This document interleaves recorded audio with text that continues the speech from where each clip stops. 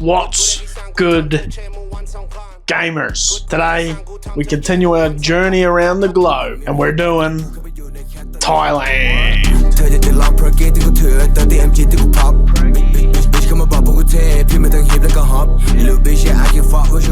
Pad Thai might seem like a centuries-old Thai classic, but it actually came about in the 1930s. Thailand's Prime Minister at the time wanted to create a national dish that showed off Thai identity and helped save rice during shortages. What started as a government campaign turned into a street food legend, a balance of sweet, salty, sour and spicy that ended up representing Thailand. Right, so we're just going to start off with this bowl and get some warm water going. There we go, some warm water, and we've got some Pad Thai rice noodles. Try and fully submerge them, hopefully. And then we're gonna let them soak for about 20 to 30 minutes. The other part we can prep is just the green onions, and we'll do 2 of them. So now we're gonna try and thinly slice 3 chicken thighs. There we go. And we are also gonna be using half a bag of the cooked and peeled shrimp. Right, well it's time to make the sauce, which to be fair, the noodles that I've got come with it, but that defeats the whole purpose of it. You're here to watch subpar cooking. Amazing, sweetie. Fuck off. Fucking weirdo. Right, so we're going to add 4 tablespoons of tamarind paste with 4 teaspoons of brown sugar. It said palm sugar, but it said we could use brown sugar as the thing. And it also said since the tamarind paste probably has some sugar in it, to just do 1 less teaspoon for now, and then we'll taste it to see if we need any more. Need 3.5 teaspoons of fish sauce, 2.5 tablespoons of soy sauce, and then 2 teaspoons of chili flakes. That right there is the ingredients for our sauce. Basically, I think all we're trying to do is dissolve the sugar. And we want to give it a taste. Get the salty, a wee bit of sour, a little bit of the sweetness.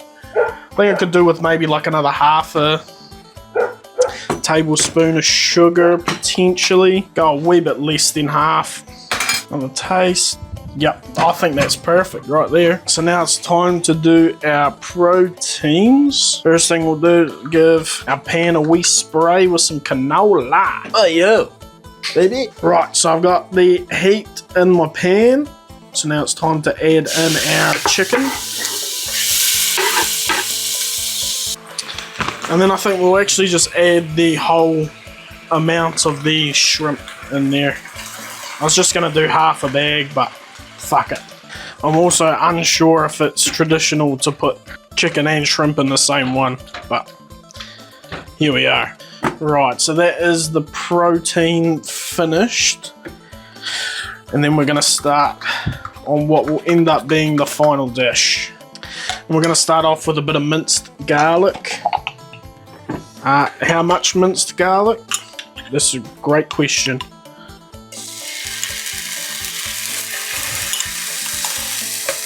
That much looks perfect. We're just doing this until it becomes fragrant. So that's already smelling fragrant now. I'm gonna push it off onto one side of the pan, and we're gonna crack in, preferably I'd want a few more eggs, but we've got 2 eggs, so 2 eggs is what we're doing. And then we're just gonna stir them up.